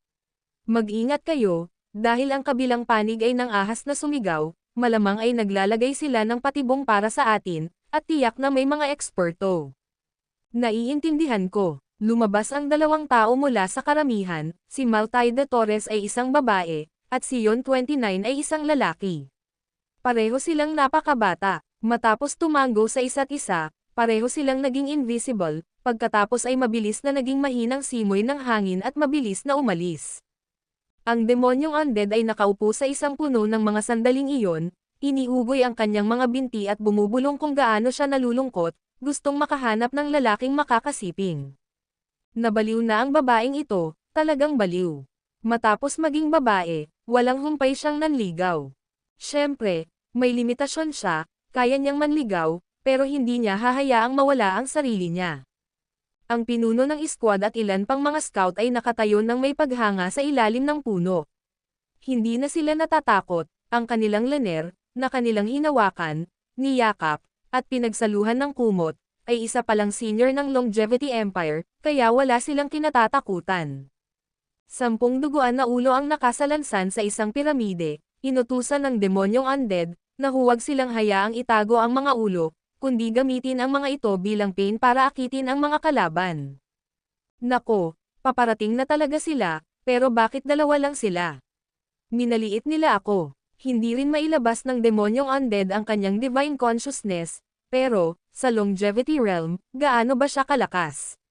Kahit ang matandang tree spirit ay kinailangang iwasan siya, kaya kahit na invisible ang 2, nakikita pa rin niya ang mga pagbabago-bago ng enerhiya at mga anino ng enerhiya gamit ang kanyang mga mata. Manatili ka dyan at huwag kang gagalaw, aalis din ang babaeng ito. Marahang tinapik ng demonyong undead ang daliri ng paa, at aktibo siyang lumapit sa kanila, unti-unting naglalaho ang kanyang katawan. Kaya rin niyang gamitin ang invisibility. Bagamat hindi kasing lakas ng kay Yusuf Zok, ang ordinaryong invisibility ay parang laro lang para sa kanya. Siyempre, pagkatapos siyang maging invisible, hindi napansin ni na Maltay de Torres o Yon 29. Kaya, nang tahimik na lumapag ang 2 sa isang puno habang nakatingin sa malayo, ang demonyong undead ay nasa itaas na nila, tinamaan ang isa sa likod ng ulo at sinipa ang isa pa mula sa puno. Hindi niya sila pinatay sa pagkakataong ito. Isang simpleng suntok at sipa lang ang napatay niya, dahilan para hindi makagalaw sina Maltay de Torres at Yon 29, natamba na parang naipit. Hihihi, medyo courtesan, sayang at hindi na siya birhen, pero hindi naman masamang ideya na ibalik siya para magsaya ang 9 kong asawa.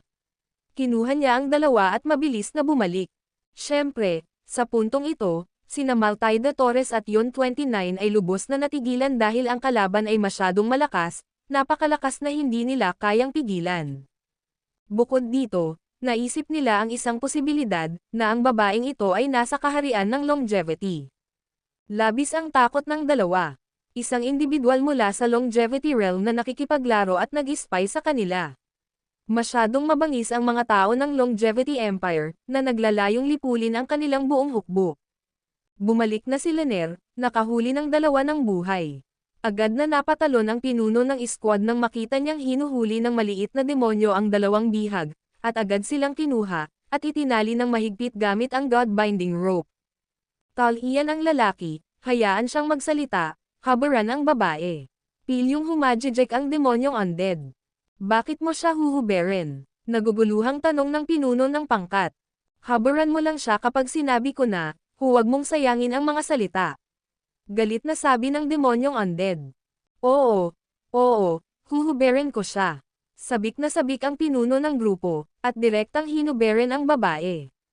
Nako, ang puti.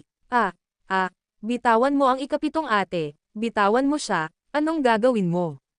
Hindi makapagsalita si Yon 29, pero hindi makapagsalita si Maltay de Torres, kaya't napahagulgul si Yon 29. Oo, basta ganyan, sige lang ng sigaw. Hinawakan ng demonyong undead ang kanyang mga binti, pinapalakpak ang kanyang maliliit na kamay, namumula ang kanyang mukha sa tuwa. Kapitan, gawin mo siya. Magpalitan kayo, kunwari ako siya, petikimin mo ang mga kakaibang pagkain. Alam mo ba kung ano ang mga kakaibang pagkain? Kumislap ang mga mata ng demonyong undead, puno ng masasamang ideya. Lanner, hindi ba't masama ito? Labag ito sa disiplina ng militar, papatayin tayo dahil dito. Nagbago ang mukha ng pinuno ng squad, dahil ipinagbabawal sa disiplina ng militar ang pananakit sa mga kababaihan at maging sa mga bilanggo ng digmaan, dahil sila ay mga sundalo, mamamatay tao ngunit hindi mga demonyo. Huwag ninyong dayin ang inyong mga sarili, ang totoo ay sabik na kayong gawin ito, hindi ba? Kalimutan ninyo ang mga tuntuning militar, mahal, ako ang tuntuning militar, at isang tingin ko lang ay maaaring mawalan ng malay ang inyong mga kaluluwa, gagawin pa rin ninyo ito, kaya makinig lamang kayo sa akin at magsaya. Hindi, Ginoo, iligtas mo kami, nabaliw si Yon 29, walang tigil sa pagpupumiglas. Nakakatakot ang kalaban, balak, labagin si Maltay de Torres at pilitin siyang manood, kaya ito ang pinakamasakit na parusa sa mundo. Sus Mariosep, gawin mo, makikinig ako kay Mulan. Nagngalit ang kapitan, natukso siya, at nabighani na rin siya sa maliit na demonyo, sabik na ilabas ang kanyang pagkadismaya. Ngayon, sulit ang kalahating napilitan, kalahating natukso, at paglabag sa mga patakaran. Gawin mo. Nagngingit-ngit din ang mga ngipin ng iba, nagpapakita ng malalaswang ekspresyon. Kahit hindi makapagsalita si Maltay de Torres, naririnig niya ang kanilang mga sinasabi. Sa sandaling ito, namutla ang kanyang mukha, nanginginig ang kanyang buong katawan. Hindi, nagmamakaawa ako sa iyo, huwag, sigaw ni Yon 29, paus ang boses at umaagos ang dugo mula sa kanyang bibig. Napakasama ng mga kalaban, mga demonyo. Kapitan, sandali lang, nako, ang bilis naman nilang dumating, ang dami nila. Nang sandaling iyon, habang hinuhubad ng kapitan ang kanyang pantalon, akmang susunggaban si Maltay de Torres, biglang tumalon ang demonyong undead. At sa sandaling marinig ng kapitan ang mga salita ng demonyong undead, natuyo ang kanyang maliit na ibon, itinaas ang kanyang pantalon para maghanda sa labanan. 1, 2, 3, 4, 5, 6, 7, 78, dagdagan pa ng dalawang ito ay magiging 80, dagdagan pa ng nakaraang 20, isang buong 100 tao, isang 100 katao. Habang nagbibilang ang demonyong undead, biglang sumigaw si Yon 29, Kapitan, may snap, parang tunog ng pagsabog, hindi man lang lumingon ang demonyong undead, ipinitik lang ang palso, pinitik ang daliri, at sumabog ang ulo ni Yon 29. Kasabay nito, ang demonyong undead ay humakbang sa ere, mabilis na nakaturo habang sumisigaw ng, I freeze, I freeze, I freeze, I freeze, I freeze, I freeze. Whoosh! Ang kagubatan, na dating kumakaluskos, ay biglang tumahimik, habang ang oras at espasyo ay nanigas sa sandaling iyon. Oras na para magtrabaho, mangolekta na kayo ng mga ulo. Nakalagay ang mga kamay ng demonyong undead sa likod niya, tila tinatamad pumatay. Kay daang katao, kay dilim na saksak, sa kanyang mga mata, para silang maliliit na sisiw. Whoosh! Muling bumunot ng kutsilyo ang pinuno ng squad at ang iba pa, at nagmamadaling lumabas. Kaya, ang maitim na pangkat ng daang taong saksak ng kalaban ay tuluyang nalipol. Ang video na ito ay edited by Urban Storytelling. Kabanata 1869 na pagpapalit ng totoo sa mali. Ang tahimik na kalangitan sa gabi, ang mapang apang gubat, 79 na ulo ang kinuha, at isa na lamang ang natira, si Maltaida Torres. Sa ilalim ng patnubay ng halimaw na kilala bilang Living Corpse Goblin, bawat tinaguri ang Invincible Assassin at Supreme the Beast Lord ay pinugutan ng ulo. Hindi makapagsalita o makagalaw si Maltaida Torres, walang magawa niyang pinanood ang mga taong may mababang antas ng cultivation na nagpupugot ng sunod-sunod, nagsabog ng dugo at nagpinta ng isang nakapangangilabot at madugong eksena. Nakaupo ang Living Corpse Goblin sa harap ni Maltaida Torres, may hawak na panang kawayan, paminsan-minsang tinutusok nito ang katawan ni Maltaida, tila ba pinahihirapan ito. Ang pinuno ng squad, kasama ang 8 iba pang mga scout, ay nakahiga sa lupa, humihinga ng malalim. Sa totoo lang, kahit sa isang panig na pagpatay, napapagod ang mga tao. Ngunit, sa sandaling ito, ang kanilang mga bibig ay nakangiti ng malapad, sa sobrang tuwa ay nakalimutan na nila kahit ang kanilang sariling mga pangalan. Nakakaramdam ka ba ng sama ng loob? Galit. Sa tingin mo ba ay maput kami? Sa tingin mo ba ay hindi kami tao? Sa bawat tanong, tinutusok-tusok ni Living Corpse Goblin ang pinong balat ni Maltaida, na ang katawan ay puno ng mga pulang tuldok at sugat. Pakiramdam mo ay nagawan mo ng mali, at ganoon din kami. Mayroon tayong 800,000, wala kang iniwan kahit isa, di ba, Kapitan? Hindi lang 800,000, kundi 1,000 kapatid mula sa ating kampo ng mga iskot ang dumanas din ng parehong kapalaran. Ang libo-libong ito ay hindi binilang, kaya 800,000 at 1,000. Sa lambak sa unahan, hindi mo ba naaamoy? Ang baho ay nakakapangilabot, lahat ay galing sa mga bangkay ng ating mga kapatid. Biglang tumalon ang kapitan, at nagmura, papatayin ko siya ng walang awa. Gusto ko rin. Ako rin. Nang maisip ang pagpatay ng kalaban sa kanilang 800,000 tao, isa-isa silang napatalon, gustong patayin ang kaaway na mamamatay tao na ito. Anong ginagawa ninyo? Maupo kayo, matalim na sabi ni Living Corpse Goblin sa pinuno ng squad at sa iba pa, mga tauhan ko kayong lahat, hindi kayo maaaring maging ganyan sa ibang mga babae. Agad na natigilan ang Siyam. Hinikayat niya lang silang dungisan ang babaeng ito, pero ngayon binabawi na niya ang sinabi niya. Nagkukunwari lang ako, inikat ni Living Corpse Goblin ang kanyang mga mata at tumingin sa kanila, kung hindi ako kikilos ng nakakakumbinsi, paano natin maaakit ang kalaban? At may silbi ako sa babaeng ito. Para saan ninyo siya itinatago? Naguguluhan na tanong ng pinuno ng pangkat at ng iba pa. Hihihi, syempre, para maging siya. Biglang iniunat ni Living Corpse Goblin ang isang daliri at itinutok ito sa noo ni Maltaida Torres. Nagsimulang manginig ang katawan ni Maltaida, at ang mga mata ni Living Corpse Goblin ay lalong nagliwanag habang nagsasagawa siya ng soul search kay Maltaida. Ilang sandali pa, pagkatapos ng paghahanap ng kaluluwa, marahang kinamot ni Living Corpse Goblin ang noo ni Maltaida gamit ang dulo ng kanyang daliri, dahilan para damyugaw ito. Damaloy ang dugo at sumanib sa katawan ni Living Corpse Goblin. Nang inig ng husto ang katawan ni Maltaida at matapos maubos ang dugo, sumangga ang kanyang diwa, kasunod ang pagkawasak ng kanyang buong katawan at pagkapira-piraso, na nasisipsip din sa Living Corpse Goblin. Habang hinihigop niya ang lahat ng laman at dugo ni Maltaida, ang mukha at katawan ni Living Corpse Goblin ay nagsimulang magbago at magiba ang anyo. Sa gulat ng mga mata ng pinuno ng squad at ng iba pa, si Living Corpse Goblin ay naging si Maltaida Torres. Ang kanyang aura, antas ng cultivation, bloodline, ekspresyon, kilos, lahat ay magkakapareho, tuluyang naging Maltaida Torres, hindi na Mulan Velez. Ang tawag dyan ay blood exchange, soul swap, spirit transformation technique. Ako na ngayon ay naging Maltaida Torres. Pero virgin ka pa rin, at siya ay hindi. Sigaw ng pinuno ng squad. Nako, paano kung ganito? Magaspang na sumilip si Living Corpse Goblin sa ilalim ng kanyang sarili, pagkatapos ay binago ang kanyang aura sa isang hindi birhen. Sabay-sabay na inikat ng pinuno ng squad at ng iba pa ang kanilang mga mata, ano ang ibig sabihin ng ginawa niya? Hindi nila naintindihan, talagang hindi nila naintindihan. Mga hanggal, ilusyon, gusto kong iligtas ang kadalisayan ko para sa inyong lahat, haha. Ngumiti ng mapang-uyam ang pinuno ng squad, Lanner, tigilan mo na ang pang-aasar sa amin, hindi kami ganoon kaswert.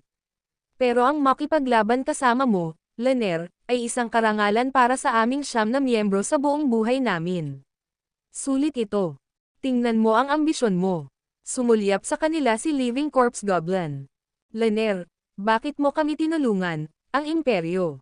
Isinugo ka ba ng hari? Biglang tanong ng isang tao. Para sa kasiyahan. Ano ba ang hari para sa akin? Hindi ko siya inaabala. Nandito ako para sa kilig.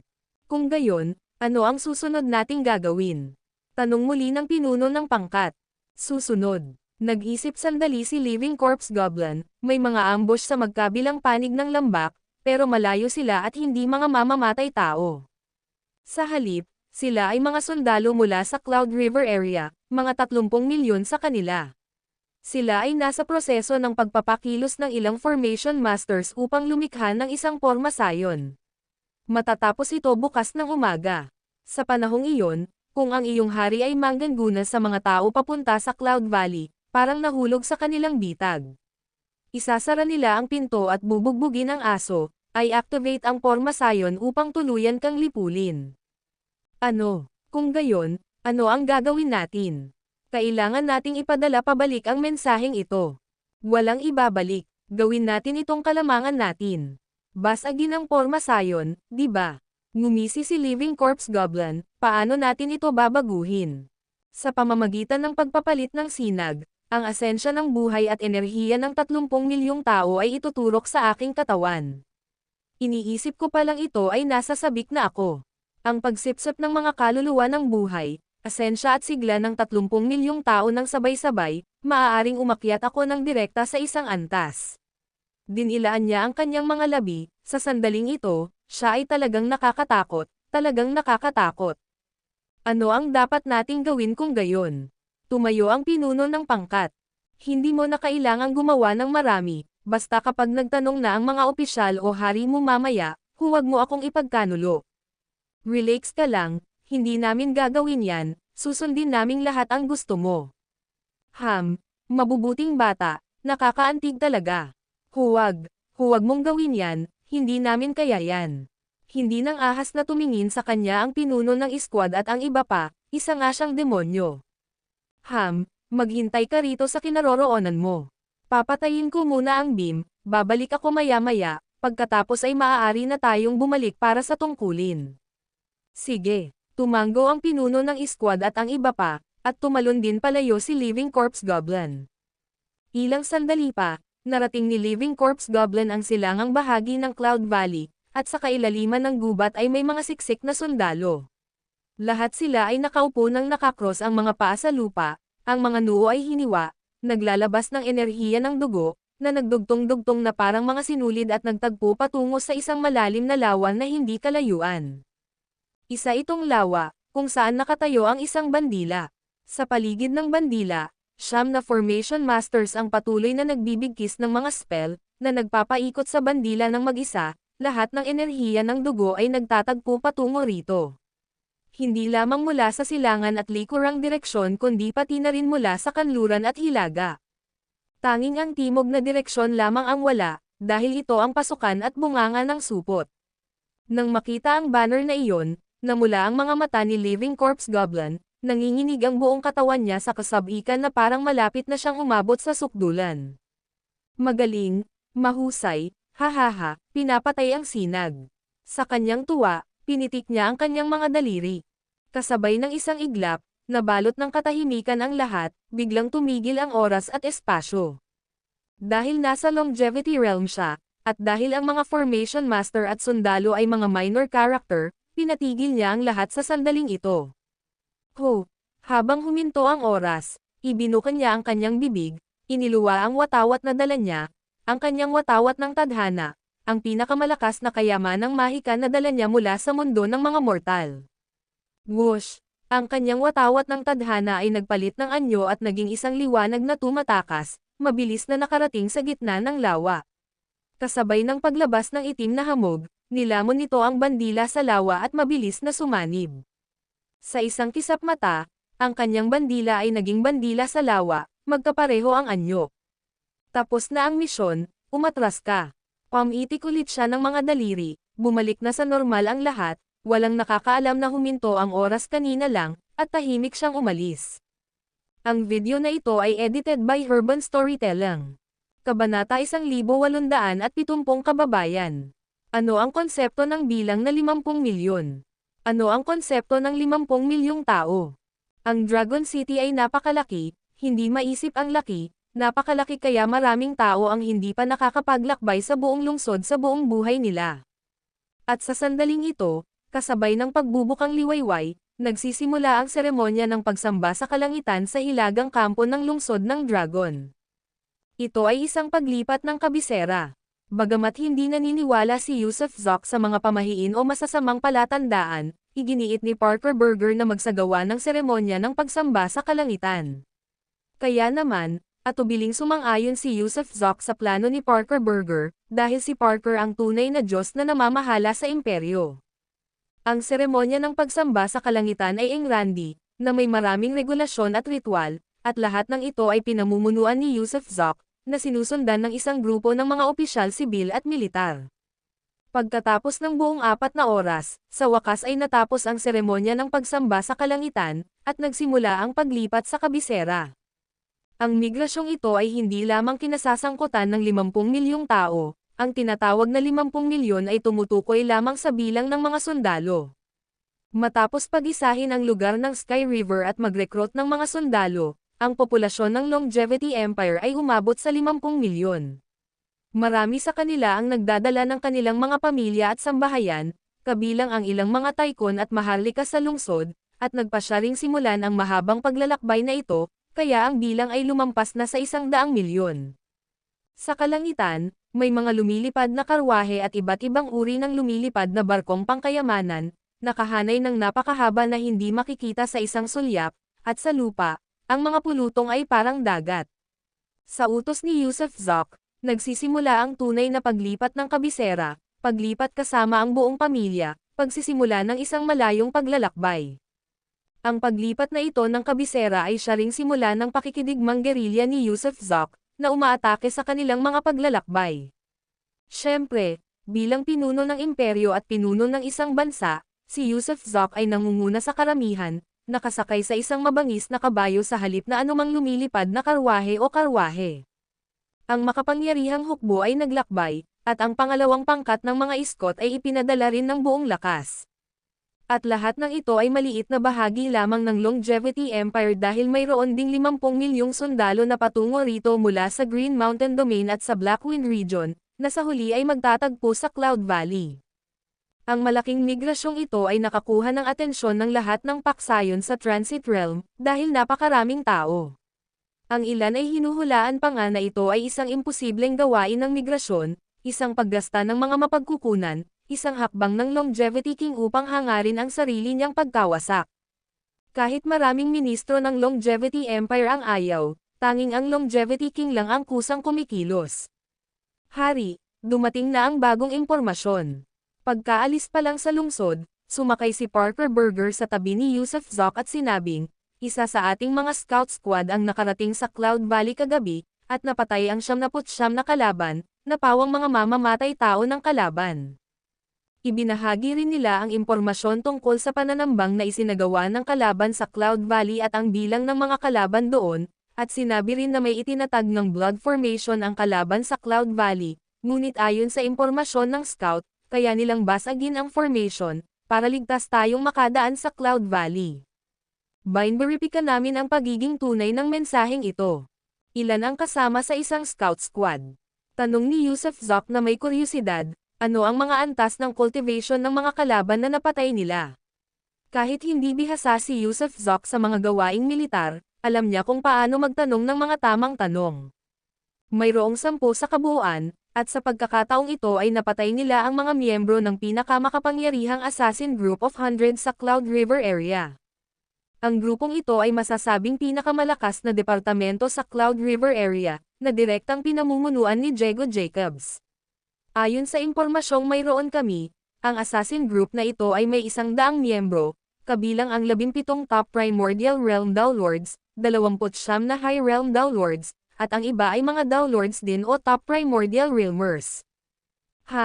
Nang marinig ito, nanlaki ang mga mata ni Yusuf Zok, isang pangkat na binubuo ng 10 tao ang nakapatay ng 99 na kalaban, kabilang ang napakaraming top downlords. Paano ito nangyari? Kaya nga hindi rin kami sigurado kung totoo ang impormasyong ito, at kasalukuyan pa kaming sinusuri. Malamang na hindi ito totoo, malamang, ang 10 kataong pangkat ay kontrolado, na nagpapadala ng maling impormasyon para akitin kami papunta sa Cloud Valley. Pero masyadong halata ang mga maling impormasyong yan, di ba? Kahit ang isang hanggal ay masasabing hindi ito normal. Teka, may paparating pang impormasyon. Habang nagsasalita si Yusuf Zok, naglabas si Parker Burger ng Jade na madaling basahin at nagulat din siya nang makita ito. Anong problema? Mausisang tanong ni Yusuf Zok.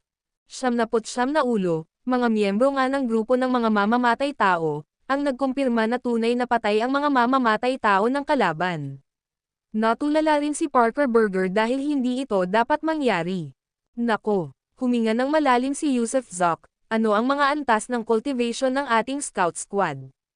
Ang pinakamataas na antas ng cultivation sa 10 taong scout squad na iyon ay isang Heavenly Origin Realmer lamang, hindi man lang umaabot sa Grand Beginning Realm, ngunit mayroong isang babaeng walang cultivation. Isang babae. Naguluhan si Yusuf Zok. Oo, ang pinakahuling impormasyon ay nagpapahiwatig na ang isang babaeng kamakailan lamang sumali sa 10 kataong squad, na ipinadala mula sa conscription place, na nagngangalang Mulan Velez, ay binverifika para sa kanyang detalyadong impormasyon sa pagkakakilanlan. Ano, ulitin mo nga. Ano nga pala ang pangalan niya? Napabuka ang bibig ni Yusuf Zok. Ano ba tong nangyayari? Si Mulan Velez, 16 na taong gulang, walang mga magulang, hindi mahahalata ang paglilinang, at ayon sa pinuno ng 10 taong scout squad, ang kanilang tagumpay sa pagtalo sa mga kalaban ay nakasalalay sa isang estratehiyang ginawa nitong si Mulan Velez. Gayunpaman, pagkatapos patayin ang mga kalaban, umalis itong si Mulan, sinabing nagpatuloy siya sa pagmamanman, at hindi siya natagpuan ng ating mga tao. Mulan Velez. Sumali si Mulan sa hukbo, Sus Mariosep. Napadilat si Yusuf Zok. Naiintindihan niya na ang isang taong nagngangalang Mulan Velez ay isang tagalupa, ngunit wala siyang kilalang babaeng maaaring maging ganoon kalakas. Hindi kaya palihim akong tinutulungan ng mga puwersa ni Demi Garrett. Pinag-isipan ni Yusuf Zok ang posibilidad na ito. Kamahalan, dapat ba nating tawagin pabalik ang 10 kataong pangkat? O dapat ba tayong magpadala ng isang tao para magsagawa ng soul search check? Tanong ni Parker Burger. Hindi na kailangan. Ikinumpas ni Yusuf Zok ang kanyang kamay, mayroon tayong ekspertong palihim na tumutulong sa atin, at malamang isa ito sa mga dati kong kaibigan o kababayan, kaya hindi dapat mali ang impormasyon. Pero, sa Cloud Valley, kapag nakapasok na tayo sa Pormasayon, maaari tayong magdusa ng matinding pagkalugi, kailangan nating masusing beripikahin at bumuo ng plano para sa pagtugon. Hindi na kailangan ng plano ng pagtugon. Ngumisi si Yusuf Zok, hindi ko itinuturing na kakilakilabot ang kanilang Pormasayon. Anumang Pormasayon sa mundong ito, ako, ang inyong hari, ay kayang basagin agad. Sa inyong mga salita, kamahalan, nakahinga ako ng maluwag. Tumanggo si Parker Burger, alam niyang bihirang magyabang ang kanyang hari, kaya dahil ipinahayag niya ito, nangangahulugan itong may kumpiyansa siyang masisira ang Pormasayon ng kalaban, kaya ang kusang pagpasok sa bitag ng kalaban ay hindi problema. Kuwait. Samantala, sa hilagang silangang kabundukan ng Cloud Valley, si Diego Jacobs ay may malungkot na ekspresyon, at si Gracie Sweeney ay malalim ang iniisip dahil nawalan na ng contact si Diego Jacobs sa Assassin Group of 100. Dapat malaman na ang Assassin Group of 100 ay direktang pinamamahalaan niya at maaaring direktang magulat sa kanya dahil lahat sila ay mga eksperto. Ngunit nang sinubukan niyang kontakin si Wes Torres, wala siyang natanggap na tugon. Ang mga mamamatay tao ay ang kanyang mga mata, ang kanyang boses. Kung wala sila, lahat ng impormasyon tungkol sa kaaway ay mapuputol. Iulat, may balita. Sa sandaling ito, dumating ang isang mensahero. Magsalita ka, tense na sabi ni Diego Jacobs. Lumitaw si Maltaida Torres sa West Mountain Great Camp, malubhang nasugatan, at ayon sa kanya, ang assassin group of 100 ay inambush ng kalaban, at siya na lamang ang natira. Ang mga ambush ay maaaring maging invisible, hindi nila nakikita, kaya nahinuhan ni Maltaida na ang taong iyon ay maaaring ang Longevity King, na ang Longevity King mismo ang dumating. Ano? Nang marinig ang mensahero, parehong nagulat sina Diego Jacobs at Gracie Sweeney. Siyempre, matagumpay na napunta ang kanilang atensyon sa Longevity King, habang hindi na mahalaga ang pinsala ng nasasakupan ni Diego Jacobs na si Maltaida.